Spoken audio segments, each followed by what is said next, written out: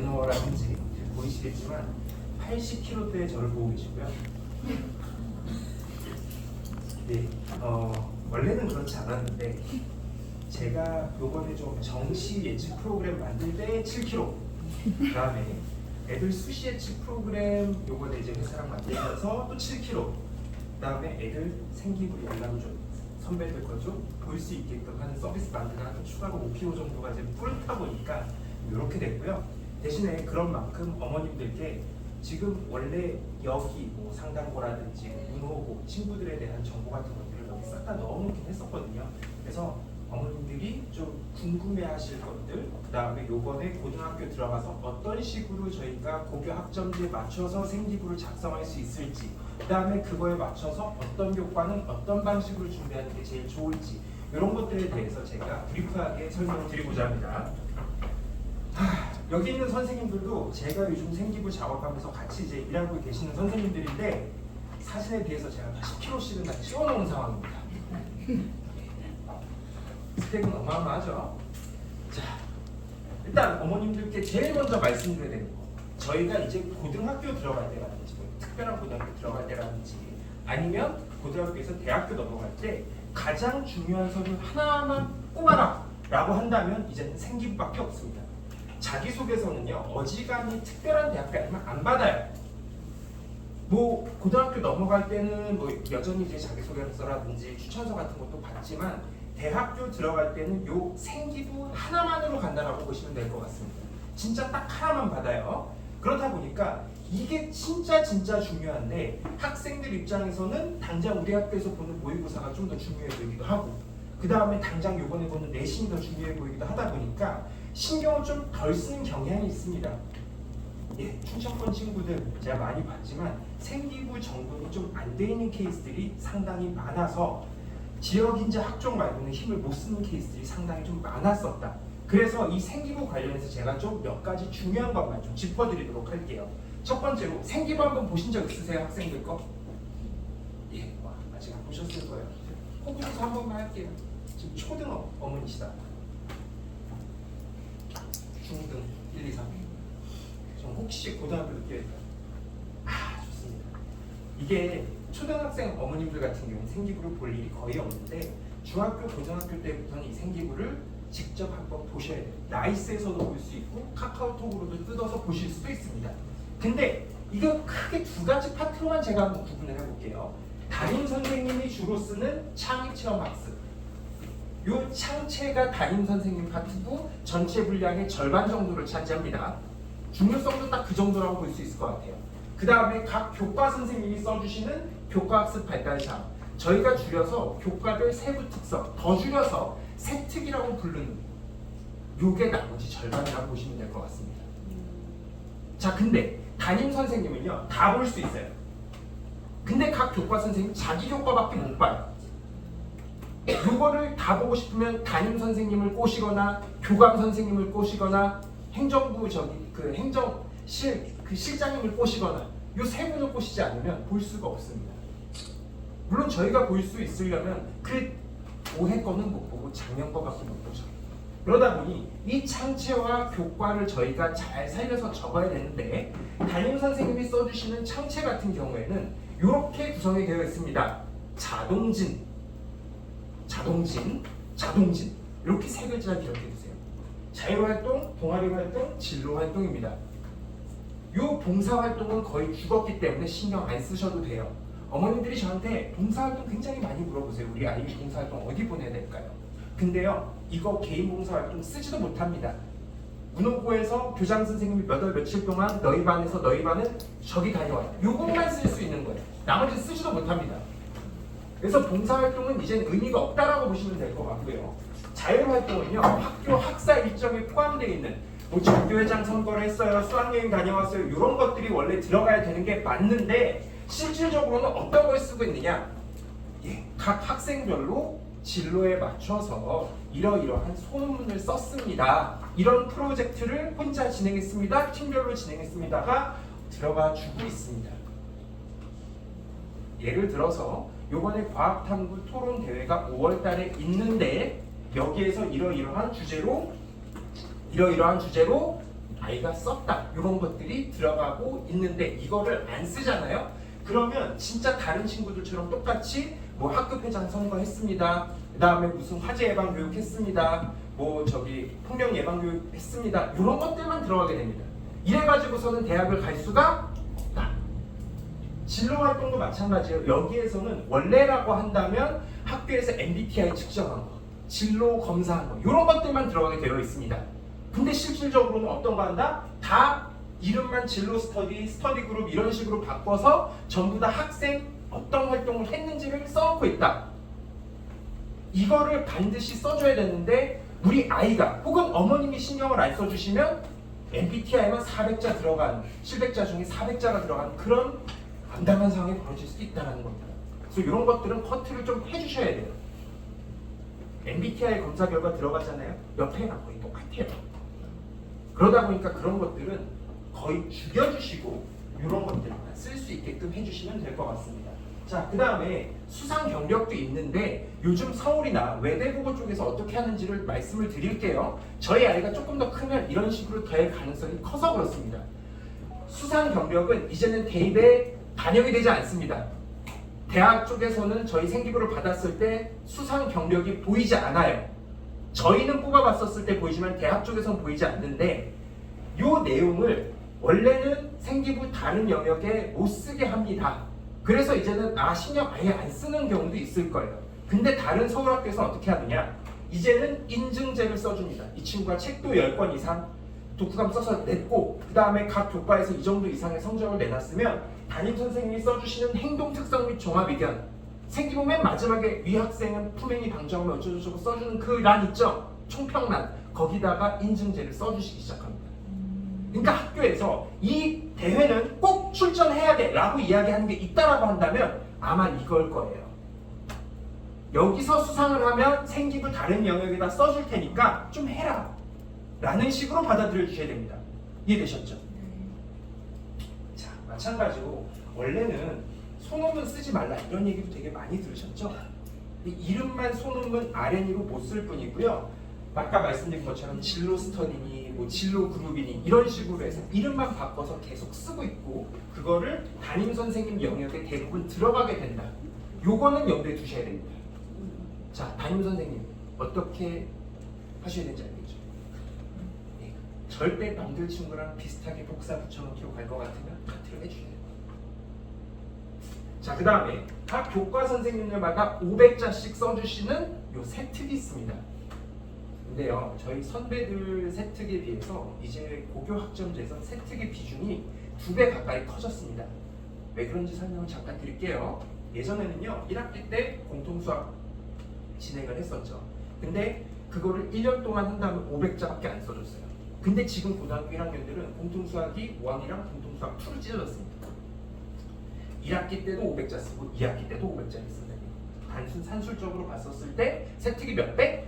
2배가 되었기 때문에 이것도 굉장히 분량이 커졌다라고 보셔야 돼요.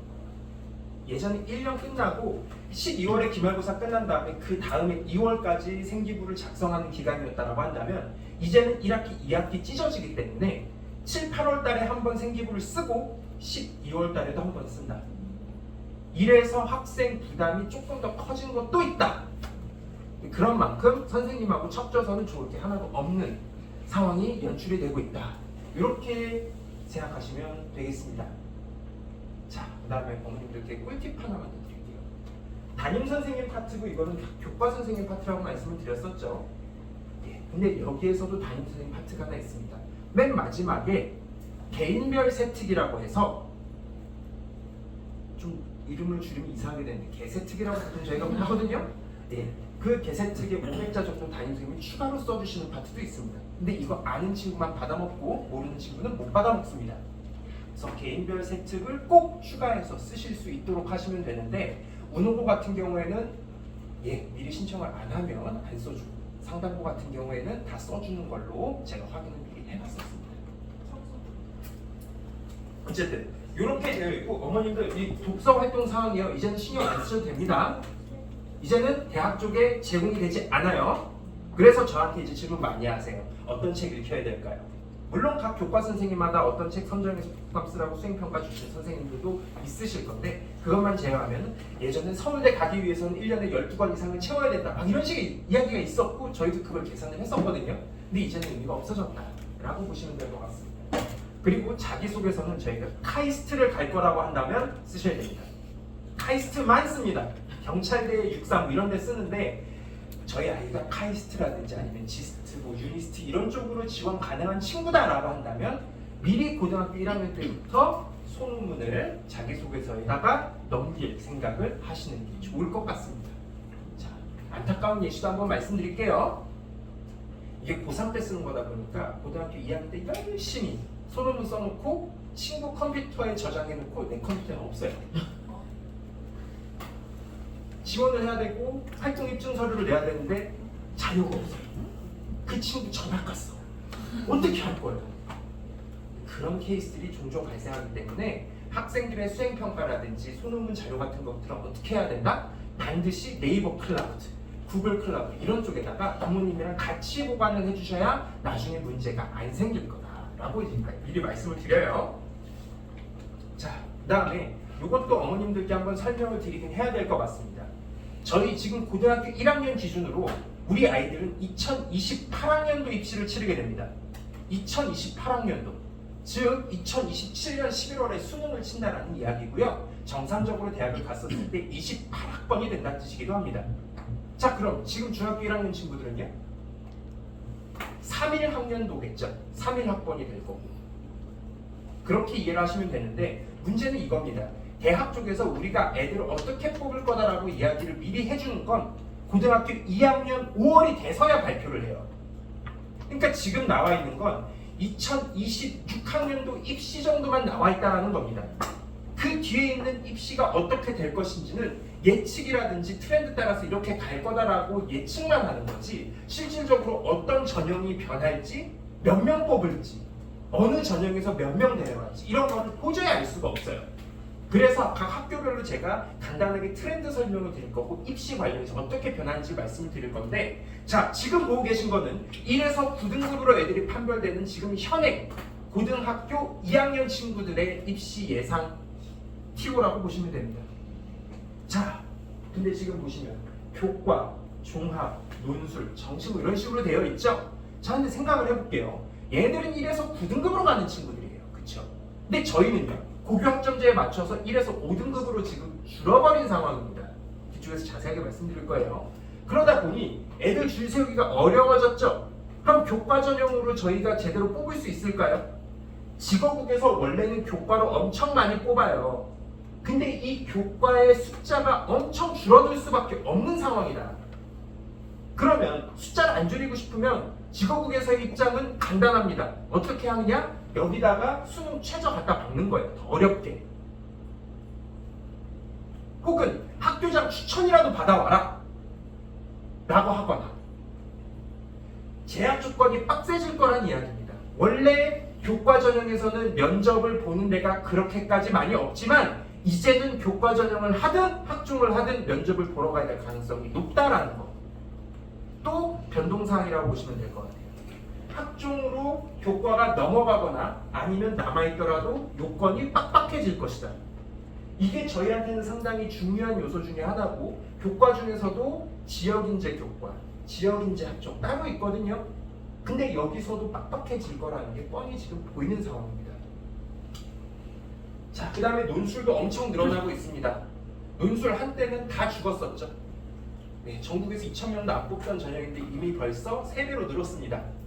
자, 이 상황에서 저희가 뭐 의대 논술을 할 거냐, 물론 서울에서는 그런 것도 많이 이제 성행을 하지만 저희가 노려야 되는 논술은 사실 두 가지라고 보시면 될 것 같아요. 첫 번째 논술은 저희가 알고 있는 그 논술이에요. 이렇게 A3 용지 줘놓고서 쫙 줄글로 써가지고 제출을 하고 3-4시간 내에 나가는 그런 논술. 수학 논술, 과학 논술 이렇게 치고 들어가는 거라고 한다면 요즘 가천대 이하 대학에서는 어떻게 뽑느냐, 상명대 이하 대학에서 어떻게 뽑느냐, 그냥 유사 수능으로 해서 냅니다. 국어 9문제, 수학 5문제 뭐 이런 식으로 해서 그거를 이름만 약술형 논술이라고 해가지고 엄청 뽑기 시작했어요. 어차피 이런 식으로 교과나 종합으로 뽑아도 욕을 많이 먹을 거기 때문에 오히려 이 욕을 덜 먹는다라고 판단을 하고 점점 늘어나고 있고 저희도 요거를 조금은 생각해 보셔야 될 수도 있다. 그다음에 정시 같은 경우에는 지금 어떻게 돌아갈지 요번에 평가원에서 2028 수능은 이렇게 나올 거예요 라고 예비 세트를 나오긴 했거든요. 근데 100점도 안 나왔고 참고가 안 됩니다. 그래서 이거 같은 경우에는 조금 시간이 지나봐야 내년 정도는 돼봐야 좀 제대로 된 게 나올 것 같다고요. 요것도 좀 저희한테는 당연히 안 좋은 겁니다. 안 그래도 저희가 정시로 서울에 있는 친구들과 싸우기에 유리한 환경이 아닌데 이거 저희한테는 조금 더 좋게 받아들여지는 친구도 있을 거고 복잡하게 생각을 해야 되는 친구들도 있을 거예요. 이제는 정시에서 내신도 반영을 합니다. 거의 확정적으로요. 지금 고3 친구들도 서울대, 연세대, 고려대, 성균관대, 한양대, 부산대 이 6개 학교는 이미 내신을 반영합니다. 자, 그 다음에 지금 고등학교 2학년 친구들 같은 경우에는 중앙대, 동국대, 시립대가 추가된 형태입니다. 지금 고등학교 1학년 친구들 입학 학번 기준 친구들 같은 경우에는요 거의 모든 저희가 이름 알고 있는 대학에서는 내신을 반영한다라고 생각을 해주십시오. 그것도 20%. 그러니까 저희가 서울 애들보다 내신 따기 쉽다고는 하지만 글쎄요 확실치는 않거든요. 그러다 보니 이 정시 쪽에서 난이도랑 변별력이 어떻게 나올지도 모르는 상황에서 내신까지 반영해서 한다라고 했었을 때 저희가 기본적으로 학교에서 뭐 수능이 어느 정도 나오면 어느 정도 대학까지 갈 수 있어라고 보통 입시 지도를 해주시기도 하거든요. 근데 먹히지 않을 거예요. 내신 반영폭이 커지면. 안 그래도 변별력이 어떻게 날지 새로운 수능에서 저희가 그걸 알 수 없는 상황이다 보니까 지금 고등학교 1학년 같은 경우에는 많이 답답할 거고요. 지금 중학교 3학년 친구들 같은 경우는 선배들이 한번 두들겨 맞는 거 보고 할 수 있다. 중학교 2학년 친구들은 선배 두 팀이 두들겨 맞는 걸 보고 할 수 있다. 혹시 중3 계십니까? 네, 선배들이 두들겨 맞는 걸 볼 수 있다. 고1 그나마 다행인 거 한번 말씀드릴까요? 뒤쪽에서 말씀드리겠지만 재수생들이 없다.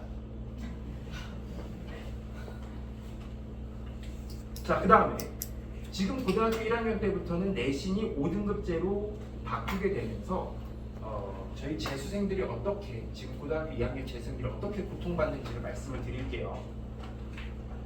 고등학교 2학년 친구들까지는 1에서 9등급으로 평가를 받는데요. 1등급은 누적 4%, 2등급은 누적 11%까지. 요거랑 비교하면은 현행 2등급이 미래의 1등급하고 대충 비슷하다라고 보실 수 있겠죠. 그렇죠? 근데 대학 쪽에서는 이 1%의 차이를 되게 크게 봅니다.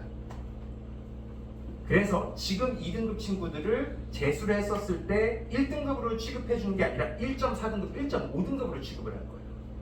이러면 이 친구들은 재수 못합니다. 왜냐하면 지금 전교권 친구들은 거의 1.00, 1.10 이 안쪽으로 들어갈 거거든요. 그러다 보니까 상대가 안 돼요. 수능도 바뀌니까 재수 힘들죠. 수능 재수 힘들죠. 수시로 재수를 한번 해볼까 했는데 이것도 힘들죠. 그러니까 지금 고1 친구들 같은 경우에는 역대 없던 찬스라고 보셔도 상관없습니다. 재수생도 적다, 수시 재수도 안 해서 학종의 비중도 엄청 줄어든다, 경쟁률도 줄어든다. 요것까지 보고 계셔야 돼요. 중3 친구들 같은 경우에는 적당히 눈치 보면서 가면 되는 거고요. 지금 고1 친구들 같은 경우에는 대신 정보는 없지만 역대급 없었던 찬스가 될 수 있다. 그렇게 보셔야 되고요. 자, 그 다음에 어머님들 저한테 고등학생 어머님들은 한번 다 겪으셨을 거예요. 1학년 말 정도 되면 이 학교에서 다음 해에 선택 과목을 하라고 이렇게 싹 이렇게 가정통신문을 주는데 어떤 걸 체크해야 될지 엄청 고민되잖아요. 근데 저한테 엄청 전하고 예전에는 그걸 그 진로 선택 과목은 절대평가처럼 나오고 일반 선택 과목은 그냥 1에서 9등급으로 나오다 보니까 판결이 쉬웠는데 이제 저희가 고민해야 되는 거 이름이 되게 많아졌거든요. 융합 선택도 생겼고요. 일반 선택 그대로 있고요. 진로 선택 과목 따로 있고요. 교양 따로 있고 실험 따로 있습니다. 되게 이름이 복잡하죠. 근데 여기에서 구분하실 건 딱히 없어요. 모든 과목이 1에서 5등급으로 나옵니다. 선배들과 달리. 근데 딱 예외가 있죠. 교양으로 들어가는 놈들은 절대평가다. 교양을 많이 선택해주면 뭐다? 등급 산정이 안 돼서 저희 아이가 훨씬 편하게 수업을 들을 수 있다. 이해되셨습니까? 실험 교과도 등급이 산정이 안 됩니다. 많이 섞어주셔야겠죠. 뒤쪽에서 자세한 유형 설명드릴 겁니다. 그래서 이런 구분 필요 없다. 교양과 실험만 나쁜 말씀 죄송합니다. 이빠이 골라주십시오. 그게 최고입니다. 일단 그렇게 골라주시고 나머지 교과에서는 어떻게 해서든 1등급 바깥으로 넘어가지 않게끔 노력을 해주시는 게 좋다라는 말씀입니다. 자, 그래서 이제는 이런 것들 다 전부 상대평가 5등급이고 뭐만 제외다? 교양과 실험만 패스 논 패스 내진 절대평가가 나올 것이다. 물론 하나 더 있어요. 그건 뒤쪽에서 설명드릴게요. 자, 그 다음에 이런 것들은 좀 간단하게 말씀드릴게요. 의대신문 롤백 이후에는 만약에 롤백이 안 됐으면 그냥 되든 안 되든 이런 학생들이 되게 수혜를 많이 봤을 겁니다.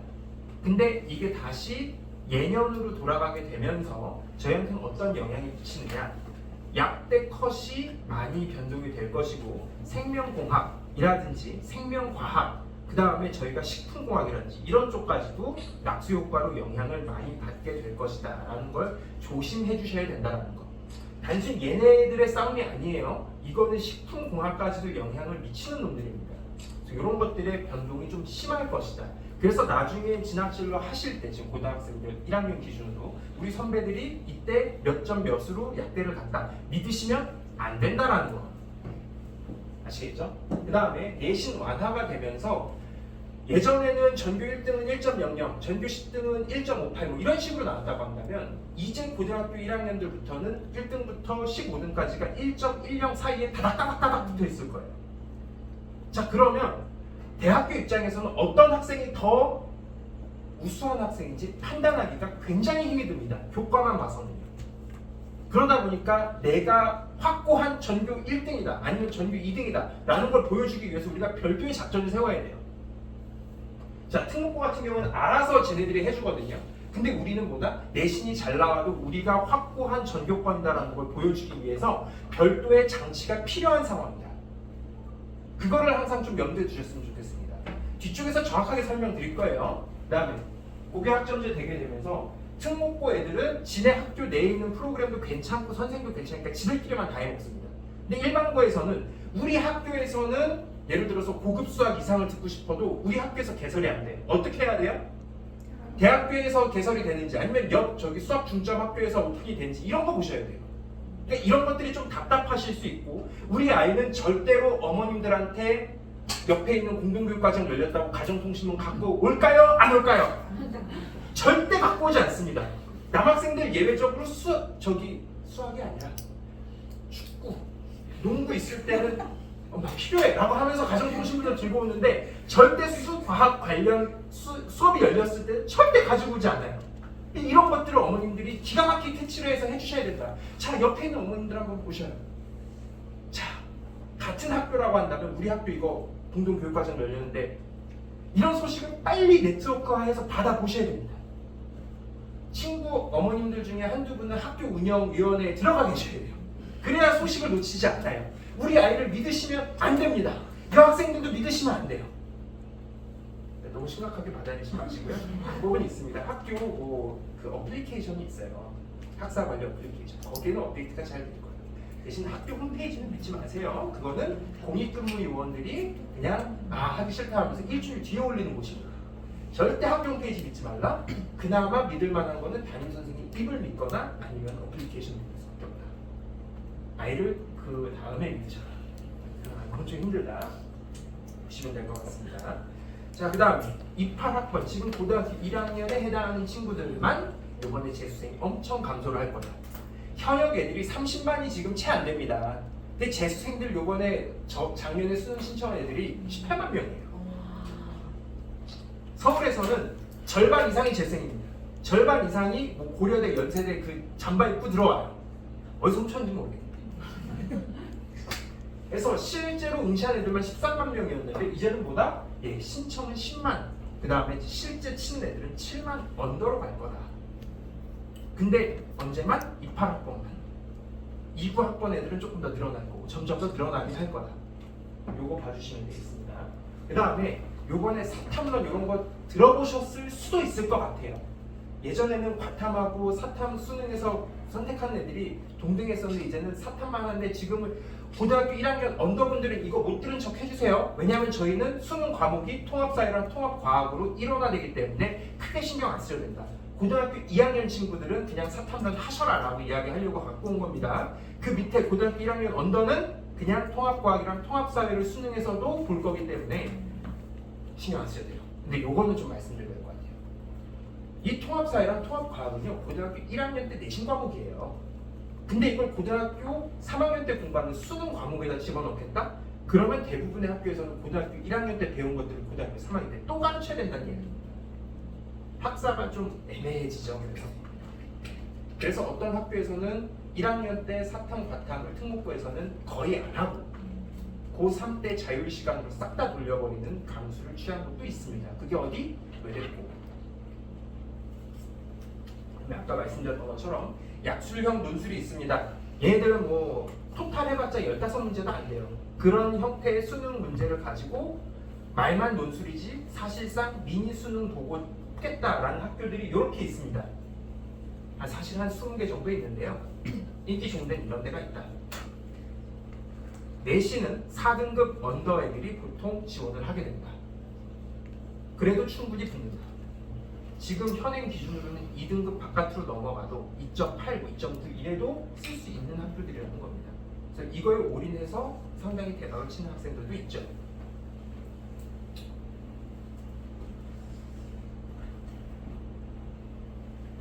그리고 그거 외에도 저희가 고교학점제 한다라고 했었을 때 주변에 있는 대학들에서 열리는 공동교육과정들은 좀 해주셨으면 좋겠고요. 그 다음에 정수시에서 학폭 들어가기만 하면은 다 지원이 불가능한데 이런 것도 조금 조심해 주시면 좋을 것 같습니다. 이제 정시에서도 학생부를 보겠다라고 한 학교들이 대부분일 거라고 말씀드렸죠. 이 얘기인즉슨 학폭이 있으면 정시도 못 본다. 해외로 뜨라는 얘기가 안 되는 겁니다. 그 다음에 정시에서는 이제 사실상 생기부 다 까본다. 이렇게 보시면 됩니다. 그 다음에 참 이게 죄송한 말씀인데 2029 학번 관련해서 요번에 찌라시처럼 국가교육위원회에서 발표된 사항이 있습니다. 그러니까 이런 식으로 논의하고 있다는 거예요. 될 확률은 20% 언더입니다. 지금 고등학교 1학년 때 1등급에서 5등급으로 내신을 판단받고 있죠? 근데 그 밑에 있는 중3 친구들이 고등학생 올라왔었을 땐 내신을 절대평가할 수도 있다. 그리고 학교 내신 시험지를 학교 선생님이 내는 게 아니라 평가원에서 만들어서 내리겠다. 자, 그럼 어떻게 됩니까? 어떤 학교는 1등급이 90% 이상 나오는 학교도 있을 거고 어떤 학교는 막 20%도 안 나오는 학교도 있을 거고 그렇게 되지 않겠습니까? 그럼 고교 서열화 다시 시작이에요. 그럼 어떻게 해야 된다? 무조건 네임밸류 높은 학교로 가셔야 됩니다. 내신 절대화는요 곧 특목고 가라는 이야기랑 똑같습니다. 사실상. 근데 이거는 될 수도 있고 안 될 수도 있는데 될 확률은 20% 미만으로 보십시오. 이거는 결국 다른 특목고라든지 아니면 영재학교 이런 곳들을 귀족학교로 만들어버리는 그거밖에 안 돼서 이루어질 확률은 희박합니다. 어쨌든 이런 것들도 있을 수 있다. 지금 초등학생들 어머님들 같은 경우에는 언제든 절대평가가 내신이 절대평가로 전환된다라고 할 경우에는 무조건 과학고 보낼 준비를 하십시오. 영재학교 아닙니다. 과학고가 깡패입니다. 영재학교는 자기가 원하는 진로도 많이 막히고요. 걔네들은 경쟁이 더 심해요. 걔네들은 내신을 그래도 상대평가를 한다고요. 대학처럼 4.3 만점으로. 애들이 말라요. 그러면. 과거는 과거의 그 권능은 가지고 있으면서도 내신이 절대평가되는 과거 이런 꿀이 어디 있습니까? 그렇죠? 그래서 내신 조금이라도 이번에 5등급으로 완화되니까 과거 경쟁이 쫙 올랐거든요. 그런 거는 크지. 조금이라도 절대화에 가까워진다? 특목고 보낼 준비도 하셔야 된다라는 말씀 드리고자 합니다. 자, 그 다음에 이제 고교 학점제 관련해서 아직까지도 고등학교 1학년 어린이도 어떻게 돌아가는지 솔직히 잘 모르시는 분들도 너무 많으신 것 같아요. 그래서 핵심만 다이제스트해서 제가 말씀드리도록 할게요. 고교학점제는 대학식 학점제랑 비슷한 것도 있고 비슷하지 않은 것도 많습니다. 일단 첫 번째, 어머님들이 생각하고 있는 건 뭐 저기 몇 월 며칠 날 수강 신청 날에 PC방 와가지고 9시에 다다다다닥 해가지고 안 되면 비로소 넣고 막 이런 것들.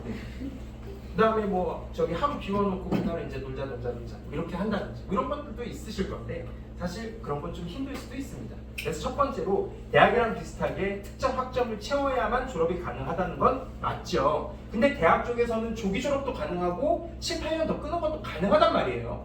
근데 고등학교에서는 3년 넘게 다니면 안 좋겠죠. 그렇다 보니까 조기 졸업도 불가능하고 끄는 것도 불가능합니다.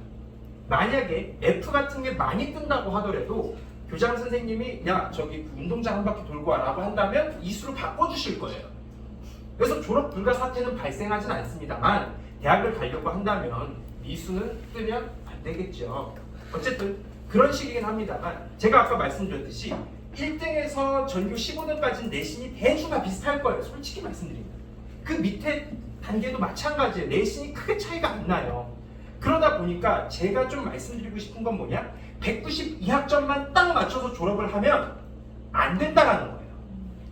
최소 6학점은 더 들어주셔야 이 친구가 스카이갈 준비가 되어 있구나, 내진 학교 생활 좀 열심히 했고 성실하게 했구나라는 게 보일 겁니다. 어디서 그럼 추가 학점을 획득을 하느냐?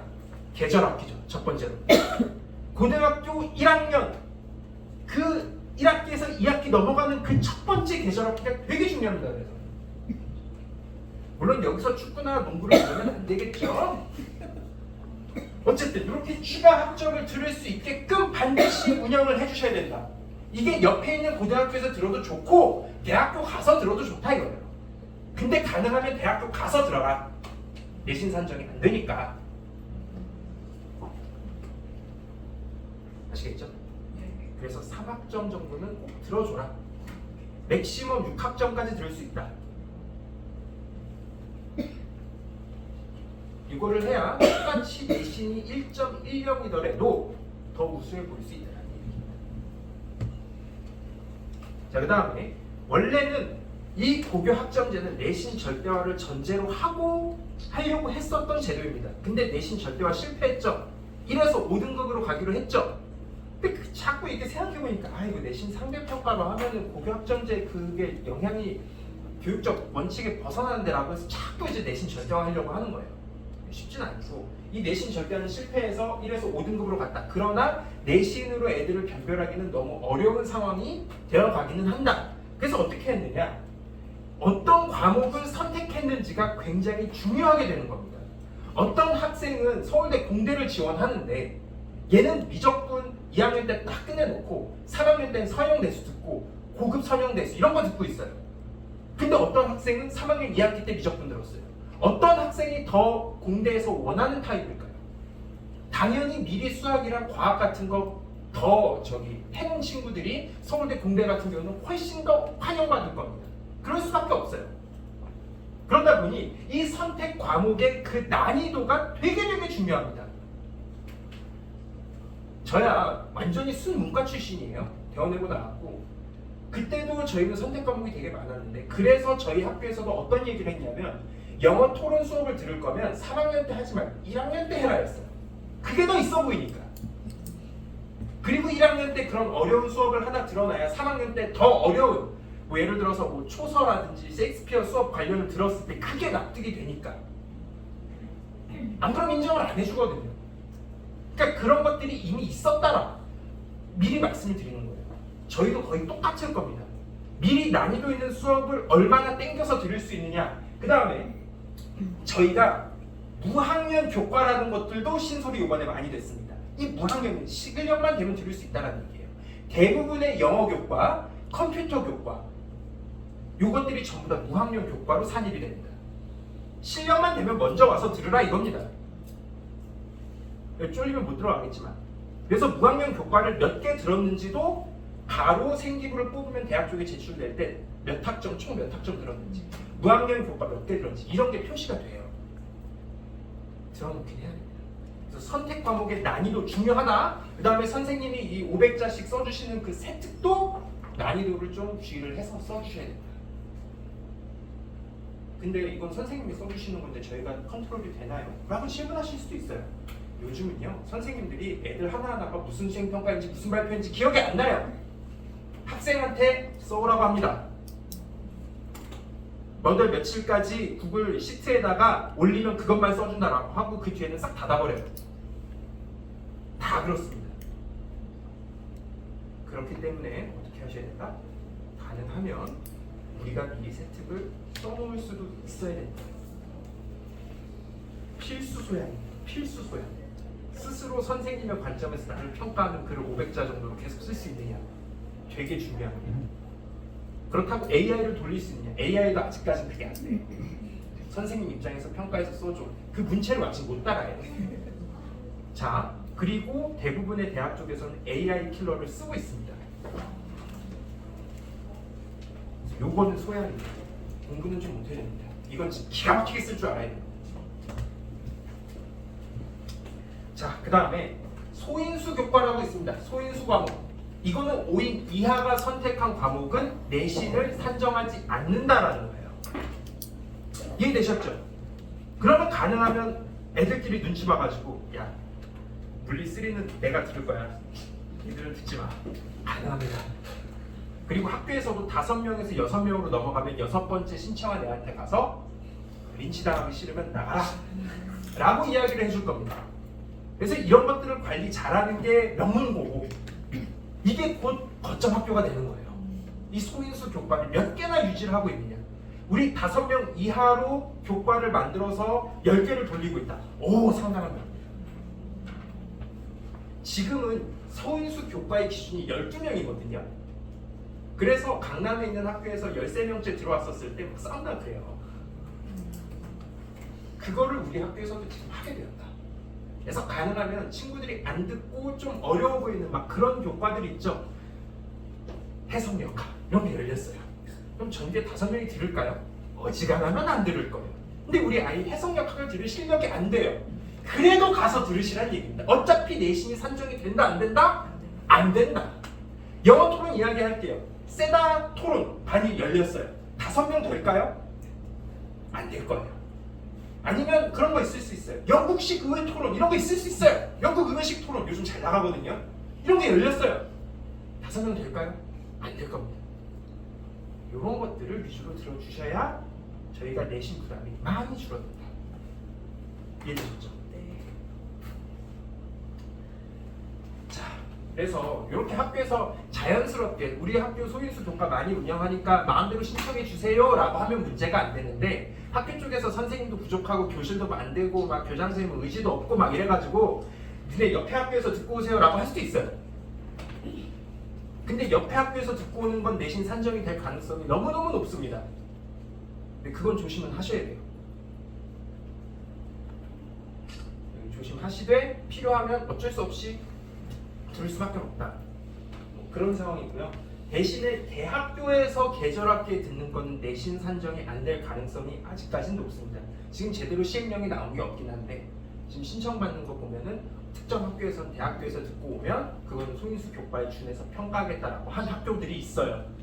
그다음에 그 높은 확률로 이거는 내신 산정이 안 된다.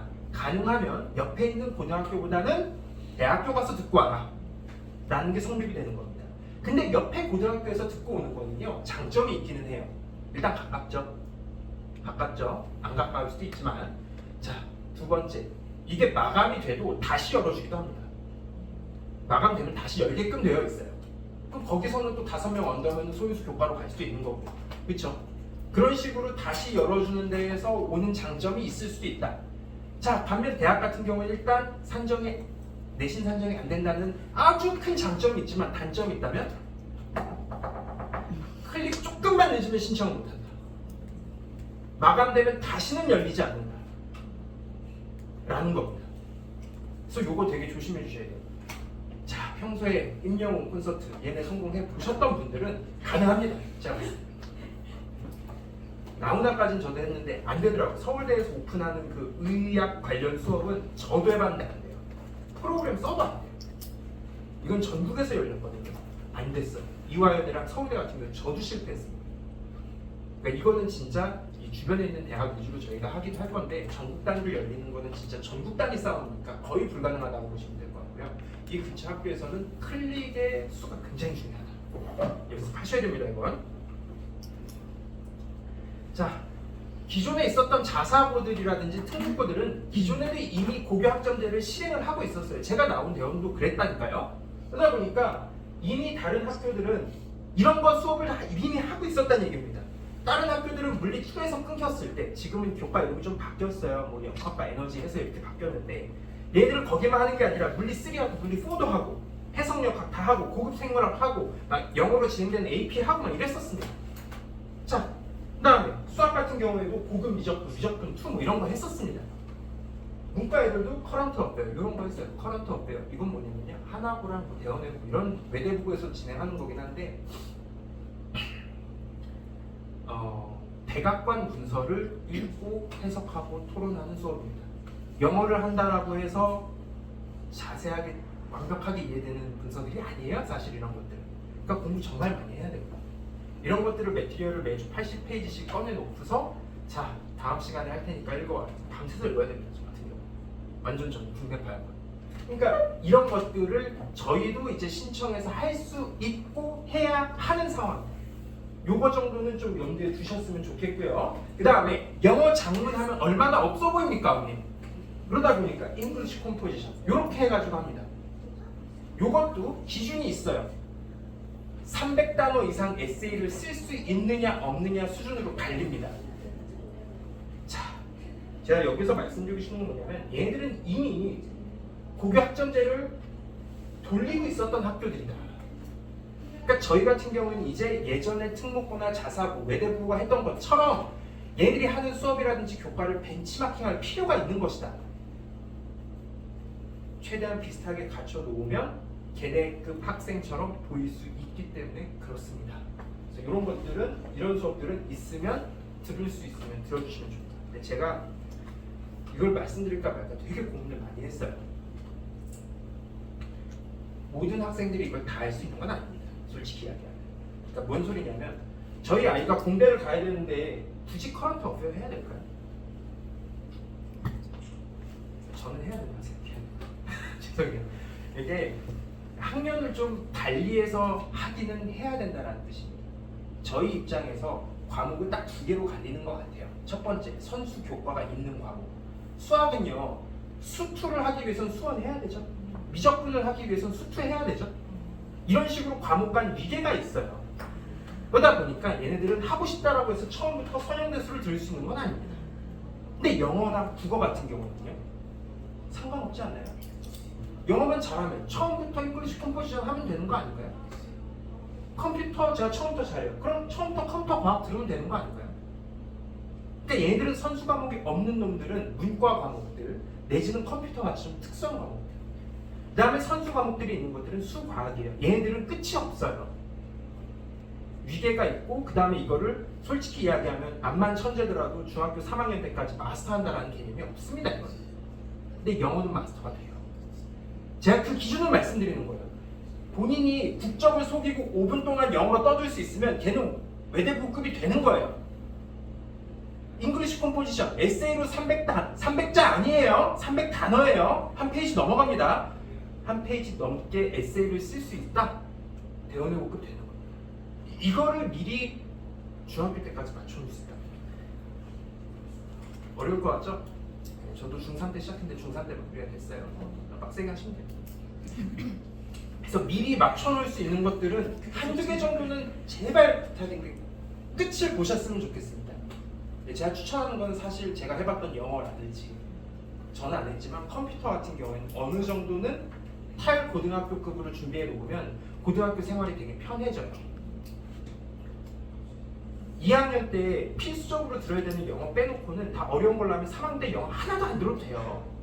그리고 그렇게 비워놔야 저희가 수학이라든지 과학, 문과, 이과 친구들 같은 경우 그렇게 박아놔야 될 거 아닙니까? 저희가 원하는 192학점 안쪽에 저희 전공과 비슷한 걸로 많이 채워 넣으려면요, 한두 교과는 제일 어려운 걸로 딱 처음에 끝내버려서 1학년 때 끝내서 다시는 안 건드는 게 베스트기는 해요. 어떤 걸로 잡으실 건지 저는 여쭙고 싶습니다. 국어 솔직히 이거는 최소한으로 들으시는 게 좋겠다는 느낌 딱 오지 않나요? 국어 많이 들어서 뭐 할 겁니까? 1학년 때 고전이라든지 이런 것만 그냥 딱 들어놓고 끝낼 수 있으면 사실 그게 베스트라는 뜻이기도 합니다. 저희가 문학평론가의 길을 걷지 않는 한은요. 자, 영재학교에서는 이미 고교학점제 제대로 돌리고 있었고 지금 보시면 아시겠지만 얘들은 정수론, 고급 물리학 이런 거 하고 있었어요. 근데 저희 이거 따라할 수 있습니까? 솔직히 이야기해서 못 따라합니다. 영재학교 애들은요 못 건드려요. 얘들은 설비 자체가 다르고 선생님 다르고 얘들은 안 되게 교내에서 안 된다 싶으면 카이스트 가서 하니까 따라갈 수가 없어요. 자, 외대국어 고교학점제요. 얘들은 좀 특이해서 제가 갖고 왔는데 그냥 다이제스트에서 말씀드릴게요. 여기 위에 있는 게 필수 교과예요. 1학년 때만 필수 교과 있죠. 2학년 때는 체육만 있네요. 2, 3학년 때는. 2, 3학년 때는 얘는 자유롭게 알아서 고르라는 겁니다. 지금 빨간색으로 표시된 거 뭘까요? 소인수 교과로 나올 가능성들이 엄청 높은 놈들입니다. 근데 얘들은 내신의 부담을 많이 줄여주겠다는 거예요. 2학년 때부터. 1학년 때까지만 피 터지게 싸워라. 2, 3학년 때는 내신 산정 안 나오게끔 우리 학교에서 엄청 지원을 많이 하겠다. 이해되셨죠? 그 다음에 바깥쪽에서 못 듣게 하려고 글로벌 이슈 세미나 1학년 때부터 추가 학점으로 들을 수 있게끔 해놨죠. 이런 것들이 명문고의 조건이라는 거예요, 사실상. 근데 다른 학교들도 얘네처럼 이렇게 2, 3학년 때 자유롭게 골라라고 하진 않아요. 그래도 4, 5개는 박아놓습니다. 일반고에서는 7개 이상 박혀 있습니다. 그 외의 것들은 저희가 최대한 아까 말씀드렸던 교양교과로 구분되는 놈들 안 나오니까 그 다음에 실험교과로 구분되는 놈들 세 번째 소인수 교과로 구분될 수 있는 놈들 요거 최대한 많이 들으시라고 미리 말씀을 드렸습니다. 그래서 고등학교 설명회 가실 거예요. 그때 소인수 교과라든지 이제 선택의 범위를 보시고 아 얘도 운영 좀 하겠네 싶으면 그쪽으로 가시는 게 지금으로 봐서는 가장 유리하지 않을까. 기존에 있었던 우리 학교에 뭐 어디가 명문이니 어디 애들이 좀 잘하니 중요하죠. 중요한데 고교학점제 얼마나 적응을 잘하는지가 앞으로 더 중요해질 거예요. 그래서 교장 선생님 의지가 굉장히 중요합니다. 설명회 잘 들어보시고 아 여기는 그냥 예전처럼 운영하려나 보네 라고 하면은 마음 싹 접으십시오. 자, 이것도 민족사관고등학교 애들이에요. 지금 보시면 얘들은 고급 생명과학, 전자기학, 현대물리학 이런 거 듣고 있죠. 그렇죠? 그러니까 저희도 이런 거 따라하면 된다는 거예요. 얘들은 정규 교과로 다 올라가 있는 분들이라서 현대문학 강사 이런 거 있으면 국어를 최대한 현문감 이런 것들을 최대한 빨리 들어놓는다면 정말 학생이 우수해 보여요. 그러니까 저희도 이제 PR의 시대가 왔잖아요. 어차피 입학 사정관 때는요 생기고 엄청 많이 볼 거예요. 그 중에서 조금이라도 독특해 보여서 면접까지 저희가 끌어가려면 이런 게 있어야 돼. 아, 이 친구는 이쪽 진로를 하기 위해서 고급 생명과학 열심히 들었구나. 이런 게 교과 명에서부터 좀 보여야 된다는 거. 이제 아셨죠? 내신 관리도 관리인데 어차피 애들 내신 따박따박 붙어 있을 거라니까요. 입학사정관도 1.30인데 고급 생명과학 열심히 들은 친구인지 아니면 평범하게 아무것도 안 들었는데 1.10이 더 나은지 고민 되게 많아요. 내신이 안 좋으면 안 좋을수록 한 가지의 그 뾰족한 무기 하나 들고 계셔야 된다. 이제 자 정리합니다. 이제 제가 말씀드렸던 특이한 교과들 있죠. 그런 것들 한 2개 정도는 갖고 가셔야 된다. 첫 번째. 그래서 그거를 언제 추가한다? 고등학교 3학년 들어가서 넣으면 아, 이 입시 가까워져 오니까 이제 하네 라는 소리 안 나오게 2학년 때 해라. 가능하면. 그 다음에 공동교육과정에 뭐 이런 것도 열릴 거예요. 잉글리시 리터러처 101 이런 거, 영어 문학 101 이런 거 대학에서 열려요. 들어야죠 당연히. 근데 어머님들 오해하시는 게 있을 수 있어요. 대학교 수업에 강제로 들어가서 대학교 형들이랑 듣는 거 아니에요. 대학 쪽에서도 고등학생 대상으로 저희가 이야기하는 전임 교수들 있죠. 그분들이 고등학생을 위한 수업을 따로 여는 겁니다. 근데 그 중에서는 되게 독특한 수업들도 많아요. 이런 것들을 잘 봐서 들어가셔야 됩니다. 그 다음에 아까 말씀드렸듯이 영어 토론, 영어 말하기 같은 경우에는 최대한 일찍 해놔야 있어 보인다. 그래야 이 영어나 아니면 국어에 들어갈 시수를 학점을 빼서 다른 특이한 놈들을 들을 수 있다. 이게 필요하다는 겁니다. 그 다음에 3학년 때는 가능하면 내신 산정 안 되는 놈들만 해주셔야 저희가 수능이라든지 이런 데 뺄 시간이 좀 생겨요. 이게 예전에는 고등학교 3학년쯤 되면은 학교에서 공부 안 시키고 그냥 EBS나 봐라 이런 식으로 했단 말이에요, 이 동네에서는. 근데 이제 고교 학점제에서는 3학년 때까지도 특이한 교과를 좀 그거 계속 공부해야 돼요. 내신 산정이 되니까. 그러니 저희 입장에서는 3학년 때 내신 산정 최대한 안 되는 걸로 조합을 해서 우리가 수능 최저를 맞추는 조합을 가든 뭐가 됐든 간에 조금 편안하게 할 수 있게끔 세팅을 해주셨으면 좋겠다라는 겁니다. 이걸 잘해주는 데가 바로 명문고다. 2학년 선택 과목보다는 3학년 선택 과목이 헐겁게 짜여져 있어야 된다. 그래야 저희가 편하다. 물론 이 와중에 학생들은 어떤 교과가 편한지 모르니까 제 친구들 하는 거 선택하고 있죠. 이런 것만 사전에 차단해 주셔도 반은 성공한 거다. 우리 아이가 폭주하는 걸 막아주십시오. 자, 세 번째. 이 교과별 세부 특성이 선배들에 비해서 2배 가까이 늘었어요. 제가 세보면 한 1.7배 늘어날 것 같아요. 그러다 보니 여기에서 나오는 장점도 있죠. 재수한 선배들이랑 학종으로 붙었을 땐 저희가 무조건 이깁니다. 그런데 분량이 증가하다 보니 학생 부담이 늘어난 것도 부정할 수는 없을 것 같아요. 학교 선생님은 어지간하면 거짓말만 아니면 다 그냥 학생들이 주는 대로 써주십니다. 그래서 이런 것들은 미리 연습해 놓을 필요가 있는데 단점이라고 한다면 이런 게 있을 수 있을 것 같아요. 선배들은 1학년이 끝난 다음에 새 특을 썼어요. 그러니까 그때까지만 전공을 진로를 정해도 큰 문제가 없다라는 뜻입니다. 그렇죠? 근데 지금 1학기 때 마감 친다고 했죠. 그럼 1학기 때 진로랑 2학기 때 진로가 다르면요? 조진 겁니다. 그러니까 1학년 1학기 때까지는 진로를 정해놔야 된다라는 치명적인 약점이 생긴 거예요, 지금 저희는. 못 바꿔요. 그리고 마감이 지나면 그러다 보니 어쩔 수 없이 1학년 1학기 때의 진로로 쭉 가야 됩니다. 그 다음에 고교 학점에서 진로를 바꾸기 애초에 어려운 게 뭐냐면요. 지금 192학점 중에 저희가 문과로 한 120학점을 들어놨어요. 근데 갑자기 내가 공학이 하고 싶어가지고 애가 진로를 바꿨어요. 그러면 70학점밖에 안 남은 상황에서 무슨 고급 과목을 듣겠냐 이거예요. 한 번 정하면 끝까지 가야 되는 게 고교 학점제예요. 진로 중간에 못 바꿉니다. 근데 1학기 거를 통으로 날린다? 아우, 좀 힘들죠. 그래서 이 세부 특성 500자에 선생님들이 보통 이 학생은 뭐뭐뭐에 뭐 특기가 있는 학생은 이런 식으로 써주신단 말이에요. 이게 1학기 때랑 2학기 때랑 다르면 1학기는 버리는 거예요, 사실상. 그런 일이 없게끔 미리 세팅해 주셔요. 이제는 답이 없다. 예전에 2학년 때 바꿔도 크게 문제가 없었습니다. 학교에서 정해준 교과대로 갔으니까. 물론 좋지는 않습니다. 서울대 총장이 예전에 어떤 얘기를 했냐면요. 학생들 진로는 매일같이 바뀌는 게 정상이다. 그래서 우리 학교는 진로가 바뀌어도 크게 신경 쓰지 않는다. 라고 해놓고서 진로 중간에 바꾼 애들은 왜 안 뽑아주는 거야? 네, 바꾸더라도 허락이 되는 케이스들이 있기는 해요. 예를 들어서 극한의 꼼꼼함을 그 피봇으로 가지고 원래 내가 세무를 하고 싶었는데 그것도 꼼꼼함 중요하죠. 요 꼼꼼함만 가지고 나중에 제약 쪽으로 가려고 합니다. 이런 것들은 오케이가 되는데 대부분은 그냥 갈 때처럼 그냥 바뀐단 말이에요. 이런 것들은 좀 조심을 해주셔야 됩니다. 그래서 진로 변경이 불가능하다. 요거 하나만큼은 머릿속에 넣어두셔야 됩니다. 자, 그 다음 1학년 때 저희가 뭐 담임 선생님이 써주시는 자율활동이라든지 진로활동 쪽에다 소문을 써서 다 냈는데 바꾸기가 쉽지 않아요. 네, 바꾸기 쉽지 않아요. 다시 써서 내면 바꿔주시는 다 착한 담임선생님이 있으실 겁니다. 근데 그게 아니라고 한다면 나가리 되는 거죠.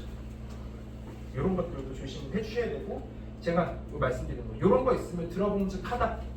뭐 아까 말씀드린 커런트 어페어라든지 세나토론 이런 거 있으면 최대한 들어주시는 게 좋고 본인이 경제라든지 경영 쪽에 관심 있어 투자 쪽에 관심, 투자 재무 쪽에 관심 있으면 캡스톤 디자인 이런 거 열어서 하면 되고 이건 대학교 쪽에서 열어줍니다.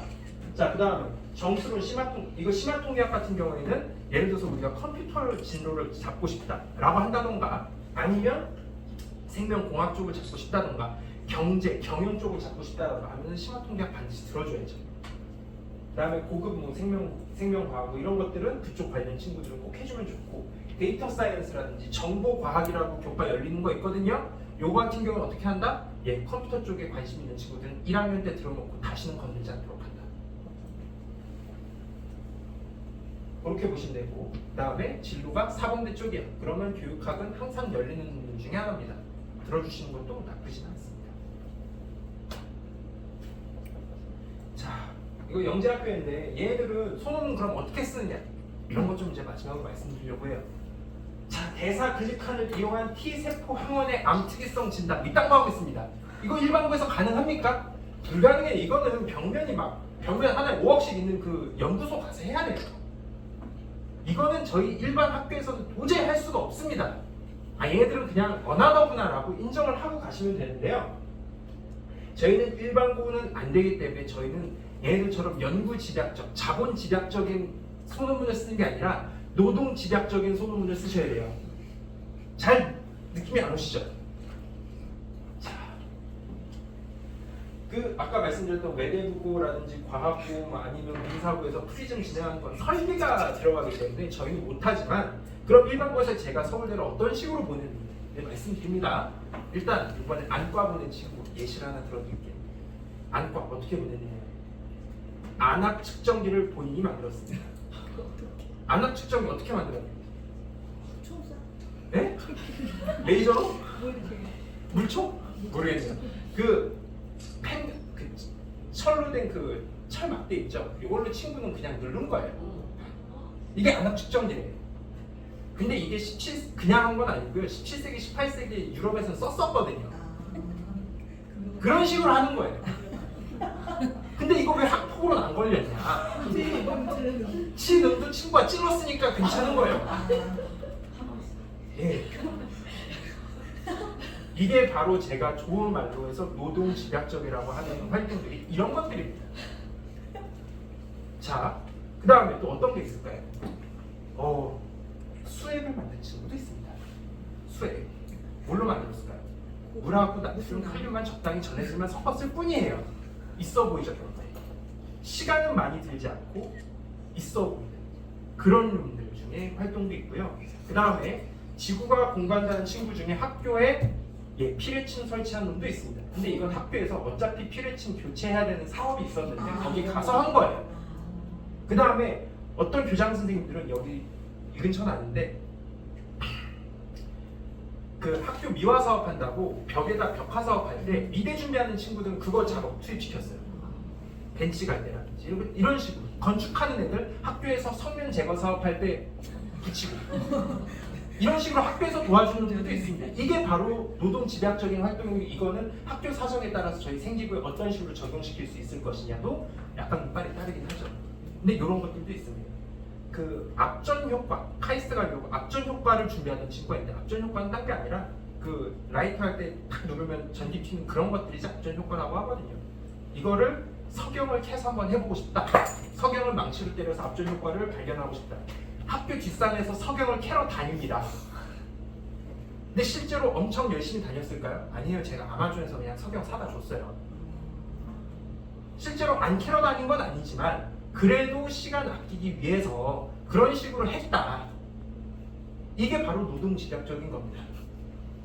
이런 식으로 해야 저희는 저희 나름의 방법, 승부수들이 있거든요. 근데 인정이 됐어요? 인정되죠. 안 캐러 다닌 건 아닌 겁니다. 선생님 물어볼 때 한 번만 캐러 가보고 실제로 실험할 때는 좋은 거 써야 될 거 아닙니까? 흙 묻어 있는 게 아니라. 그래서 그런 식으로 했다라는 거 이제 알아두시면 될 것 같습니다. 이런 식으로 지역에선 지역만의 방법이 있어요. 그렇게 운영을 많이 했습니다. 또 감이 또 안 오실까 봐 몇 개 더 케이스를 말씀드리면 여기 이제 IT 프로젝트 역시 피드백 리뉴얼 과정을 포함해야 돼요. 이게 말이 좀 어렵게 쓰여졌다라고 해서 해석이 좀 필요할 것 같긴 한데, 요즘은 어플리케이션 만드는 친구들도 많아요. 근데 어플리케이션 만드는 거 쉽나요? 이젠 진짜 쉬워요. 이젠 진짜 쉬워요. AI한테 짜달라고 하면 어느 정도 나옵니다. 그지같이 짜도 되거든요, 솔직히. 저희가 보안을 신경 써야 되고 뭘 신경 써야 되고. 근데 이거를 외대보고라든지 이런 쪽에서 굉장히 많이 해서 재미를 많이 봤거든요. 어플리케이션, 막 학교 산책 어플리케이션, 날씨 해가지고 메뉴 추천해주는 어플리케이션, 그다음에 학교 빈 강의실 대여하는 어플리케이션, 이런 거 되게 많이 만들었었어요. 물론 제가 30분 안에 다 해킹하긴 했었는데 그런 식으로 대충 만들었다는 뜻입니다. 그렇게 해서 재미를 되게 많이 봤습니다. 기획한 놈은 서울대 가고 실제 만든 놈은 카이스트 가고 이런 느낌이었어요. 자, 근데 이제 우리도 그걸 할 수 있다. 근데 워낙에 서울대랑 카이스트, 모치스트 이런 데서 이런 학생들을 많이 보다 보니까 이제 어떤 친구들을 선호하느냐? 문과 친구들 같은 경우에는 그거 만들었는데 이러이러한 면에 좀 버그가 있고 장애가 있고 그래서 사용성 개선을 위해서 막 업데이트하고 그런 과정을 해서 6개월 동안 운영을 했다라고 하면 그 친구는 문과 중에서는 1등 되는 거예요. 그래서 한번 만들어 놓고 내가 유기했습니다 이게 아니라 계속 발전시켜 나갔습니다 라고 해야 요즘 문과 애들은 먹히더라고요. 이것도 노동집약적이죠. 예. 그럼 어떻게 하겠습니까? 처음부터 그지같이 만들어 놓고 나중에 이제 쓸만하게끔 만들어 놓으면 전혀 문제가 없다 이겁니다. 자, 특히 문과 프로젝트는 6개월 이상 운용 증거를 남겨야 된다. 그래야 대학 간다. 이해되시죠? 문과 애들이 이과 애들에 비해서 좀 약한 게 뭐냐면 이과 애들은 증거가 많아요. 설계 도면이라도 나오지, 패러도라도 나오지, 코딩한 증거라도 있지. 문과 애들은요. 그 고3 때 면접 준비하면서 했다고 하더라도 증명할 방법이 없어요. 그래서 안 믿어요 문과 애들이 뭘 했다라고 하면. 그래서 증거를 미리 만들어 놓으라고 말씀드리는 거예요. 네.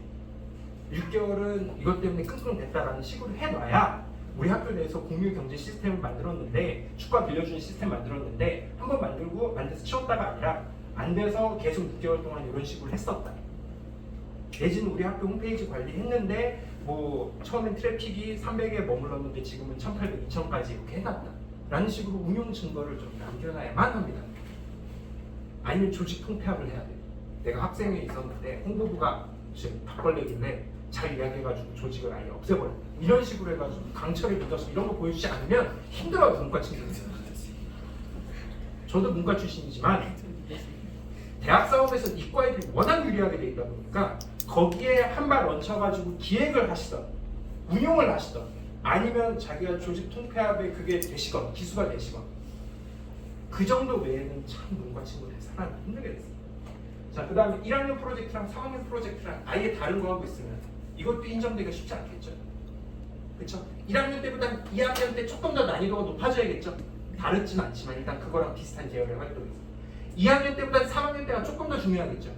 이런 식으로 세팅을 해주시는 게 중요합니다. 그래야 중간에 아무것도 안 하고 있다가 갑자기 3학년 때 활동 하나 어려운 거 싹 들어가잖아요. 이 친구 대치동 가서 컨설팅 받고 왔네. 이런 소리 듣기 딱 좋아요. 요것도 조심하셔야 돼요. 자, 그래서 일단 학교는 고등학교 정하실 때 아까 말씀드렸던 기본적으로 우리 학교 내신을 따기 쉬우냐 안 쉬우냐, 소인수 교과를 많이 만들어주느냐, 교양교과, 실험교과 어떤 식으로 운영하냐 이게 제일 중요해요. 그래서 내신 따기 좋은 일반고 가는 게 좋다. 근데 저희가 특성화 프로그램을 듣기에는 거점 교고, 그러니까 주변 명문고라든지 수학 중점학교, 과학 중점학교 이런 식으로 된 곳들이 있죠. 과학 실험 설비 좋거나 이런 학교랑 가까우면 좋긴 하겠다. 내지는 이쪽의 활동을 빨리 받아볼 수 있게끔 그쪽에 척자가 있으면 더더욱 좋겠다. 이고요. 그 다음에 가능하면 대학 쪽에서 제가 들으라고 말씀드렸잖아요. 근데 일반 대학 쪽에서는 주변에 있는 특목고 애들은 많이 수업을 들어오는데 일반고에서는 수업을 많이 신청하진 않는단 말이에요. 수요자 자체가 이쪽으로 가 있어요. 지역 자사나 특목에 가 있어요. 그렇다 보니 이쪽이 만들어달라는 수업을 만들어줍니다. 저희는 잘 끼워 먹어야죠. 그래서 이런 것들 좀 조심하시면 되고, 그다음에 온라인 학교라는 게 지금 초등학생들 어머님부터는 활성화가 될 거예요. 우리 학교도 없고 거점 교부에도 없는 수업은 내가 꼭 듣고 싶어. 그런 온라인 학교에서 들을 수 있게끔 하겠다라는 건데 여기서 실험 어떻게 하실 거예요? 힘들어요. 그 다음에 대학 쪽이나 아니면 옆에 학교에서는 세특을 쓸 때 저희 학교에 자료를 보내요. 수료 증거 같은 걸 보내요. 그럼 우리 학교에서 세특 써주는 거예요. 이쪽도 이렇게 한다고 하는데 아직까지는 온라인 학교에서 직접 세특을 쓴다라고 하는 안도 있어요. 살아남아 있어요. 그러다 보니까 아무래도 저쪽에서 어떻게 쓰든 책임이 없을 거 아닙니까? 저희가 컴플레인도 안 되고 가능하면 이쪽은 안 쓰는 게 좋다는 거죠. 그리고 온라인 학교는 절대평가를 할지 상대평가를 할지조차도 지금 정해진 바가 없습니다. 자, 그러면 이제 진짜 마지막이에요. 저희 어떻게 해야 된다? 가능하면 과학 관련 프로그램들은요 먼저 나갑니다. 신청이 아웃될 가능성이 높으니까 일단 이거 신청해보시고 나중에 생각하셔라. 나중에 트레이드를 하시더라도 이게 되게 도움이 될 거다. 저희가 문과더라도 과학 신청해놓고 나중에 트레이드하는 게 훨씬 이득이 될 것이다. 그 다음에 주변에 있는 과중이라든지 아니면 뭐 중점학교들 프로그램 같은 경우에는 미리 머릿속에 넣고 계시는 게 좋을 것 같다. 왜냐면 저희 학교 프로그램만 이제 알아서 되는 시절이 아니에요. 그래서 주변 대학에서 어떤 그 학종 프로그램을 운영하는지 이런 것들도 봐주셔야 된다는 거예요. 그 다음에 요거는 좀 특별한 케이스긴 한데 옆에 있는 고등학교 수업 빨리 마감될 수 있습니다. 맞죠? 대학 수업 빨리 나간다고 말씀드렸어요. 근데 우리 아이 다 놓쳤어. 어떻게 해야 돼요? 첫 번째 트레이드가 있을 수 있고 두 번째로는 특성화 고수업을 듣고 오는 것도 괜찮을 수 있습니다. 몇몇 특별한 학생들 같은 경우는. 자, 한양대학교 미래자동차학과를 꼭 가고 싶어요. 그러면 과중에서 해성역학 듣는 것보다 거기 가가지고 자동차 모터 뜯어보는 게 나을 수도 있어요. 특성화 고수업 들어가가지고. 자, 문과 학생들 중에서도 경영하고 싶은 친구들은 그냥 상고 가가지고 창고 관리 한 수업 듣고 오는 게 나을 수도 있습니다. 인벤토리 관리라든지 복식국이 아예 한 타임 배우고 오는 게 나을 수도 있어요. 그러니까 이런 특별한 친구들 같은 경우에는 특성화 프로그램도 한번 보실 수도 있다. 신청한 데는 다 똑같습니다. 저희 공동교육과정이라고 치면 충청도 공동교육과정이라고 치면 거기서 특성화고 수업, 대학 수업, 옆에 있는 고등학교 수업 다 신청할 수 있게 돼 있어요. 신청은 보통 언제 하느냐? 7월,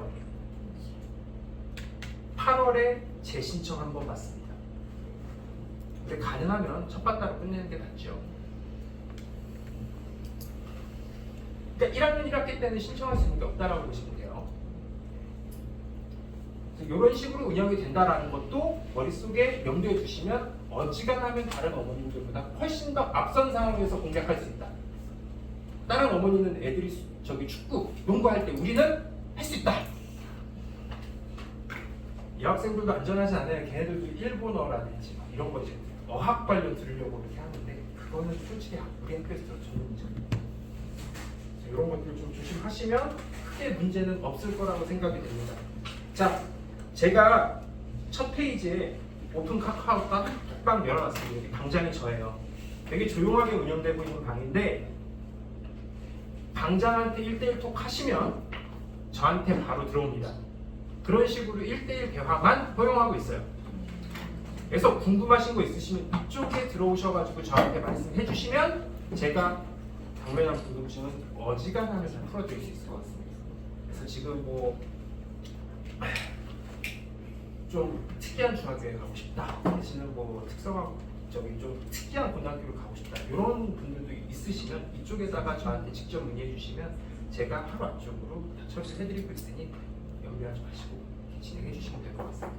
오늘 진짜 긴 시간 너무 고생 많으셨고요. 처음에는 좀 어머님들 표정이 밝았는데 뒤쪽으로 갈수록 어머니 표정이 안 좋아지시죠. 이게 되게 속상합니다. 네.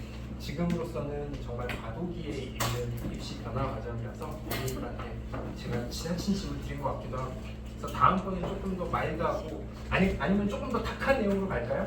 그 학교 선배들 대체 어떤 식으로 석영캐고 다녔는지 USB 그 C타입에서 A타입으로 바꾸고 다녔는지 뭐 조영제 만드는 학생은 어땠는지 이런 것 좀 제가 말씀드리는 좀 탁한 내용으로 가도록 하고 다음 시간에는 좀 준비를 하고 오십시오. 좀 더 학생이 무섭게 예, 그러면 진짜 선배들 어떻게 하는지 어떻게 한 애들이 카이스트 가고 그다음에 고려대 가는지 이런 것도 좀 말씀드리도록 하겠습니다. 기자 고생 많으셨고요. 다음번에 또 뵙도록 하겠습니다. 감사합니다.